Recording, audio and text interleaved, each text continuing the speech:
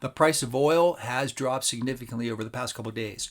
OPEC is dumping into supply, specifically Saudi Arabia. Now, OPEC uses a voluntary system to put together how much oil will be the production quotas. They try to maintain supply and demand at certain levels that are reasonable for companies to make profits, countries to bring in whatever revenue they need to. Unfortunately, however, OPEC is notorious for cheating on their own quotas, even though they volunteer for these quotas. Specifically, more likely than not, the biggest cheater is Russia. And if you look at their data, they're roughly about the same where they were prior to their invasion of Ukraine. So how are they getting by? They're funneling oil through Kazakhstan. Kazakhstan is the target, if you will, for OPEC, but Kazakhstan doesn't necessarily produce any more oil than they have been. It's Russian oil going through. Fine. Now, the economic consequences of this are extraordinary. There's a couple things going on. Obviously, the tariffs are a big shift for economic activity. One of the things, we've just gotten data points on the trade deficit here in the United States of America, which moved to double norm. We have just hit about 150 billion negative for the trade deficit when the normal is about 72.5 billion on a monthly basis. So what happened was you had a ton of activity from December, January, February, March after the election up until April. Now all of a sudden we're going to see a steep decline in economic activity simply because there's no longer going to be as much product coming into the United States. Then what happens, all the little inputs in the United States, we should continue to see oil prices decline because demand. Now, oil prices themselves and gasoline run close to each other, but it's not a one-to-one ratio, and I'll explain that in a minute. But there's also other things going on with the economy and with the slowdown because of what's going on with oil production and the economy. We should still see gas prices moving lower, maybe not nearly as much. I want to break down my take on what's going to happen overall with the price of oil and what moves beyond there with the price of gasoline, the economy as a whole, and how to potentially make profits from this. I was actually short oil going into last week. The announcement hit over the weekend. Boy, did I miss out. But I was still profitable. Let's jump in. If you are finding me via my Substack, thanks so much. Make certain to stop by my actual page. You can find all my previous work, and here's a good look at what that looks like. If you're finding me on YouTube or any of my other channels, make certain to move over to Substack. I am prioritizing that over all other media outlets simply because it's better for me. There are also notes in chat at the very top. You can go back and look at some of my notes. The chat is a great way to communicate with me. I get a bunch of questions being asked there. Let's take a look at, this is a CFD for WTI. CFD, contract for difference. These tend to be traded overseas, not allowed here in the United States, but it gives you an idea. What they do is they take the actual product and they create a contract for difference, and it follows that product. Here we're looking at WTI oil from January 2025 to present. Now the tariffs, of course, hit in the very first part of April. You can see that big, massive decline. When it bounced, I sat there and started rationalizing a few things, and I felt that we would continue to see oil prices decline because of the economic unemployment tsunami that would likely occur because of everything going on. And I want to stress the trade deficit and how that has affected everything. The months of December, January, February, March were extraordinary for shipping. But our economy, we just got GDP that came in, what was the last week? The GDP number showed a slight decline. And what they do is they subtract imports from total GDP. The reason why is we didn't produce that. Now, if they import something for $100 but then sell it for something inside the United States for, say, 120, that 20 would be added to GDP. Simultaneously, if we export something, we first created it here in the United States, and let's say it has a value of $100 and it is exported, there's no value added on beyond that for a retailer. So that's sort of the columns in the accounting and why that happens. Now, because we imported so much, an extraordinarily large amount through the first 3 months of this year, 2025, it made it look as if GDP declined because there was such a big reduction. Now, what can we expect next quarter, the quarter April, May, June, which we're in right now? More likely than not, we will see a steep decline in GDP or in imports. Therefore, we could see a sharp increase in GDP. These are going to be some wacky numbers. Keep that in mind. March just printed a pretty extraordinarily large decline because of the huge rush of last-minute orders coming in prior to the tariffs hitting. All right. Now that that has happened, all that activity has happened, it is now stopped. GDP likely will decline from there simply because there's less activity involved at this point. Simultaneously, not the CEO, but the chief operating officer for Long Beach, I've been referring down to him. He's been getting on CNBC and everything saying, listen, we're seeing about a 35 to 40% decline in ships arriving at the port of Los Angeles, Long Beach. That's extraordinary. That's also economic activity that's just simply not going to exist. It just vanished. They're seeing drops of what was 120,000 shipping containers down by 58,000. So not only are ships slowing down, which I think the numbers I'd seen were about 22 ships would have been normal, they're seeing about 12. Those 12 are not nearly as full. We are seeing sharp declines. What happens next is there's 700,000 from that 58,000, 700,000 inputs within the United States of America that are simply just not going to occur. Deliveries and things like this. What is the economic impact on that? There will be less and less demand on oil consumption and, of course, gasoline. So my rationale was we'll see prices moving lower. And if we look all the way over to the right there, I used SCO ETF and I was long calls, which is the inverse to oil. All right, and I've got those charts I'll show you in just a second. That next to the last drop off there happened overnight. It popped up and then I ended up getting out Thursday or Friday. I can't even remember. I think I paid about 65 cents for my, no, I think I paid about 25 cents for my options. I had $24 SCO calls. I ended up selling them for $2.25. So I made a quick $2.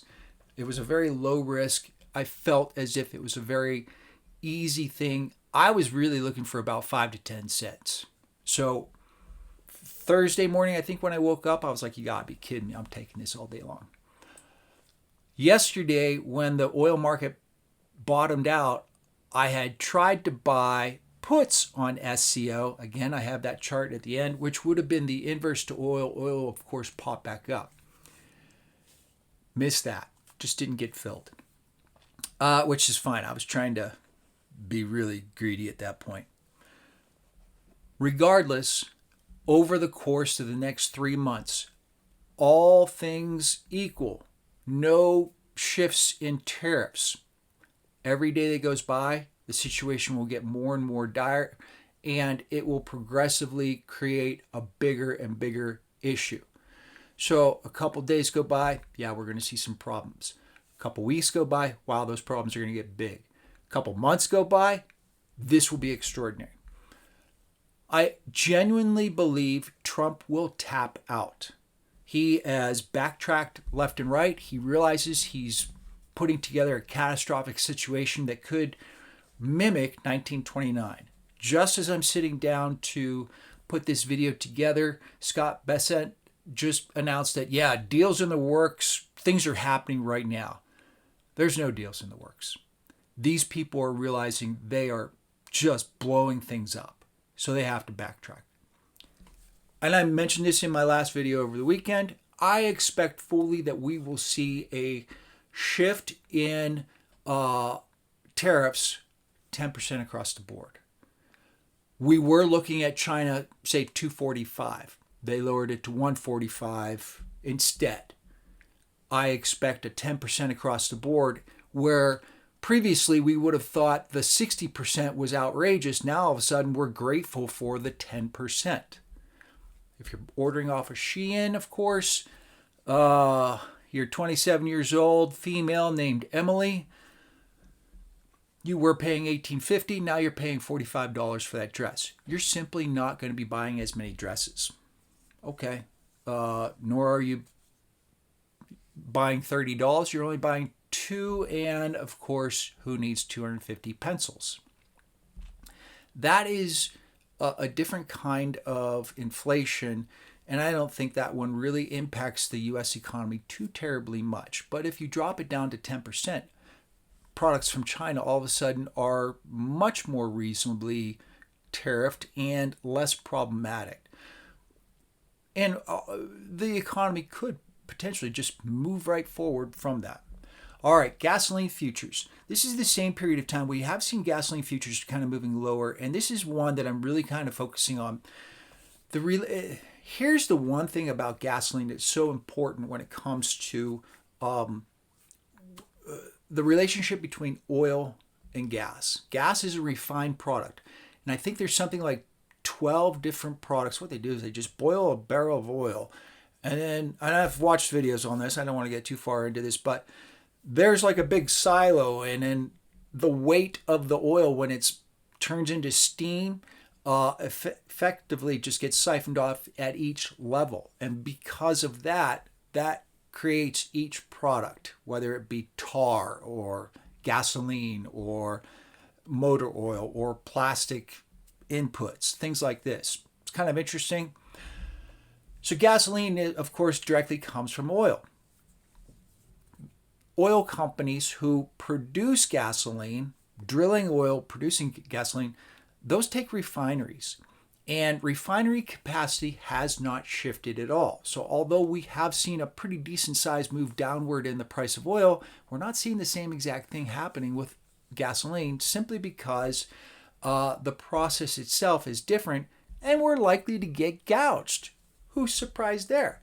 So if oil companies are buying up oil or drilling oil at a certain price, which is getting real close to break even, they're going to try and get as much money as they can out of the end product and keep gas prices elevated as best they can.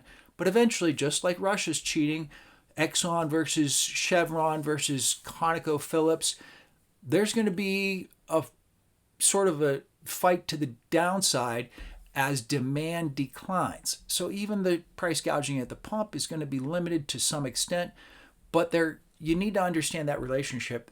People with PhDs have been trying to study this for ages, and it really breaks down to greed. There is no necessarily direct correlation to a drop in the price of oil, an equal drop in the price at the pump, because companies get in the way and they want to make that profit. Here is a look at that same chart, but over a much bigger period of time. And as you can see, we're kind of, over the past 20 years, we're kind of right at the median level for gasoline products. Now, keep this visual in mind for just a second. Unfortunately, I cannot marry these two charts, but just kind of look at that as I shift to this. Unfortunately, I don't have the scale exactly the same, but oil prices themselves, this is the inflation-adjusted oil price going all the way back to early 1980. 1982, I think, is the first data point I have here. Unfortunately, I can't get historical data points all the way back to the 1970s. Would be nice. But this gives you an idea that the price of oil on an inflation-adjusted basis is slightly higher above median for the period of time over the past, 40 years, but relatively remaining stable. We're not in any kind of extreme. I do expect this to continue lower. Now, Russian crude oil production, this is really kind of where we're looking. Not many people believe these numbers. Now, the U.S. Energy Information Administration, the EIA, of course, puts this information out. I got this from tradingeconomics.com, great website for those who like data points. And this is what they're producing, or at least saying they're producing. You can see the massive drop off from the COVID. Then you can see the massive drop off from the invasion of Ukraine. And then a modernization of volume back to what would be normal. Yet they've gotten the sanctions on Russia are so massive, it kind of begs to question, well, who's buying this? And then Trump over the weekend also simultaneously said, anybody who's doing business with these people, you're not going to be doing business with the United States of America. That seems to have largely just sort of turned into a big yawn. China does business with Russia. They're buying their oil. India does. Pakistan does. Pakistan and India both buy military equipment from Russia. I mean, there's a lot of things going on between Russia and all these other countries. China's effectively has already priced out the United States of America in its markets. They don't care. They genuinely don't care. Whose feet are being shot? It would be the United States of America shooting American feet. So, again, what we're actually likely seeing is Russia's pumping oil through Kazakhstan. Kazakhstan, of course, is the ones who are pushing things through.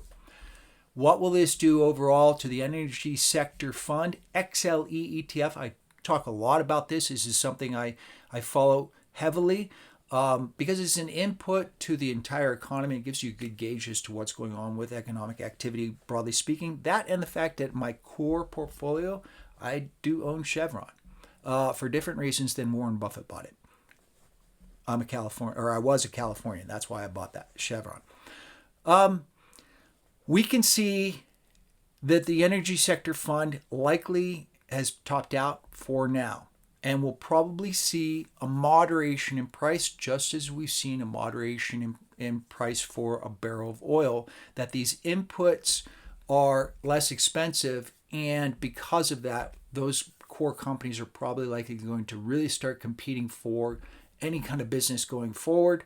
This will push price down, which means more units at a lower price with less profits. So I do expect the energy sector ETF, XLE ETF, to move lower. And I'm targeting roughly mid-50s. 52 seems real comfortable. 56, sort of 48 to 56 level.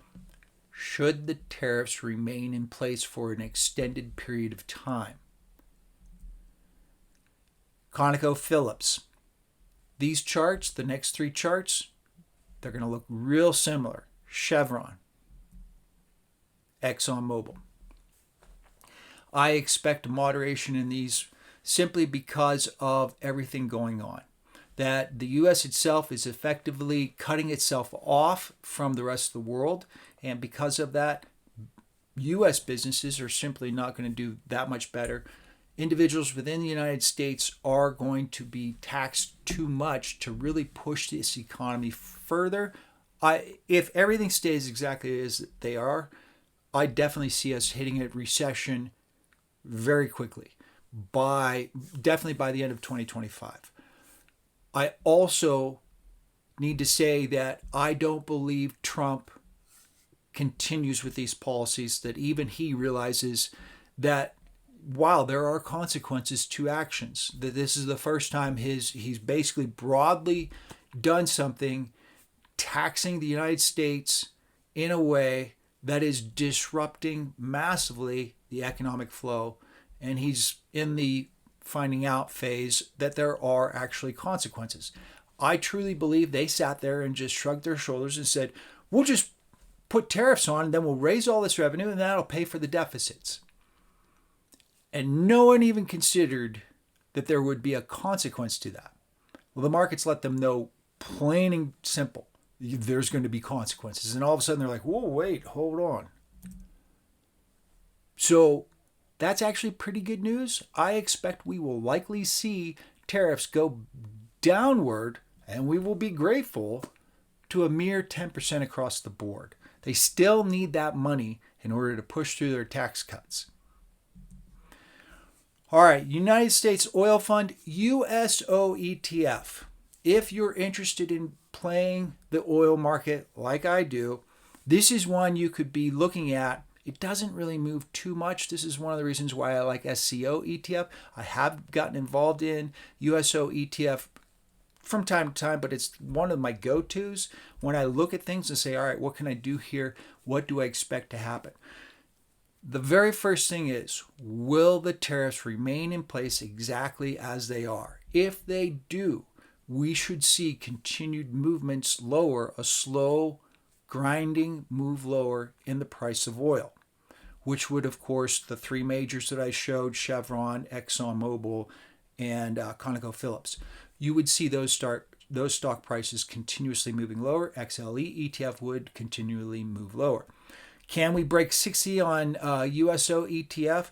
I think easily by the end of summer, we will just sort of gravitate lower and lower as long as OPEC continues to dump supply. Now, OPEC, they think they're going to announce another dump in June to really go after those cheaters. Now, Saudi Arabia is the one who's really like, you know what? Okay, time to find out. They've got their sovereign wealth fund. They can push prices much lower for a long time and not really care that much. And here's the thing that's so important with regard to that particular thing. They push prices downward, dumping supply. Price moves to a level that is below break even for so much of the industry across the board. And all of a sudden, marginal wells get shut down. The crew that's working those marginal wells gets laid off. Saudi Arabia is specifically doing that. They're targeting these marginal wells, which are marginal. So it's easy decision to say, well, we don't want to lose money. Let's just go ahead and chop this well right here. So pay attention to Baker Hughes well counts. And I'll be kind of focusing on that on a regular basis. Afterwards, and if it's an extended period of time, those wells, they start rusting out. It's expensive to bring them back online. And if it was already marginal, why would you bring it online unless we see a huge surge in the price of oil? Saudi Arabia knows that. So what they'll do is they'll push prices downward to a certain point where the marginals go away. At the same time, with all this big supply dump into the market, you simultaneously have a slowdown in economic activity. So demand diminishes. Then what does Saudi Arabia do? They cut off their dump program. Demand moderates, but supply drops. Price will start to gravitate higher to a certain point. Saudi Arabia will target that certain point to keep the marginal wells out.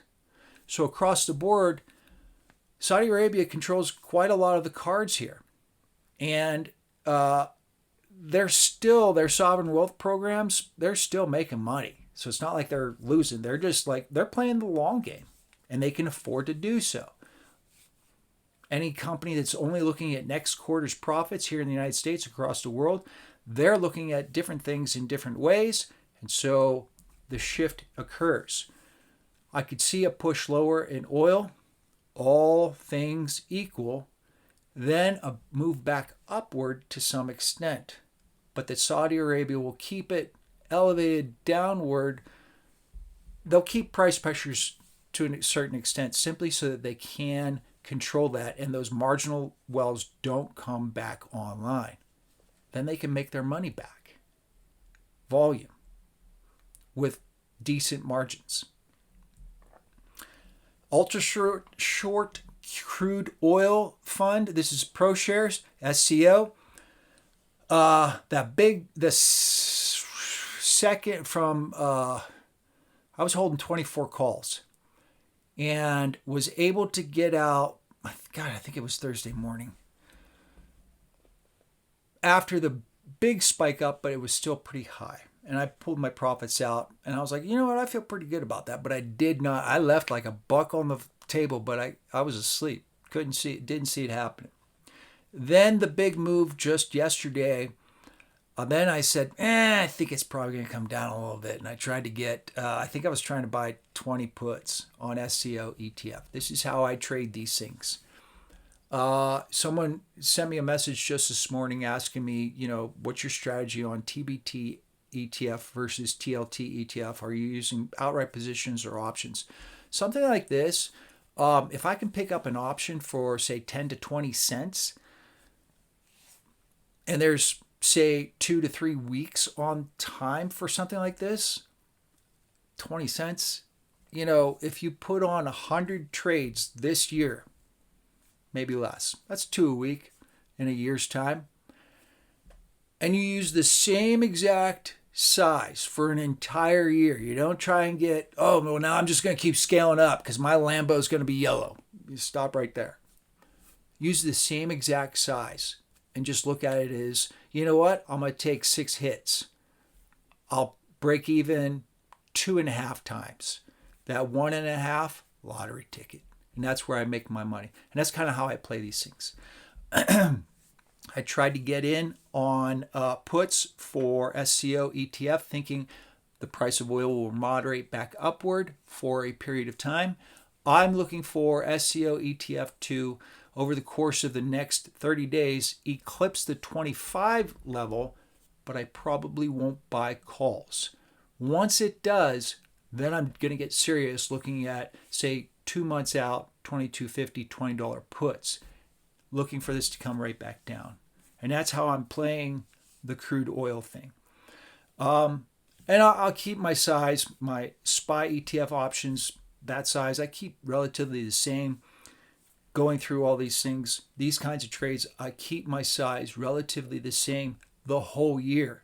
And it's just a number game. If you put 100 trades on with the exact same size, that's what's so key. A lot of guys, they start doubling their position size because they hit once out of 10 times. Yeah, that's the recipe for not staying in business very long. Keep the same size. Put on 100 trades. Try and get 10 to 20 pretty good winners, knowing that 80 or 90 of them are not going to play out. Because of that, you're still ahead of the game, and you're still in the game for the long haul. That's how I play this. So I am looking for SCO ETF to kind of continue to move higher, eventually coming back down. That's how I'm going to play this. I also expect Trump will tap out. He has to. And then he's going to claim victory. But I don't know that we're going to be able to buy more than, say, $2. Make certain to hit the like and follow button, subscribe button as well. Links are in the description if you're finding this on YouTube. See you in the next video.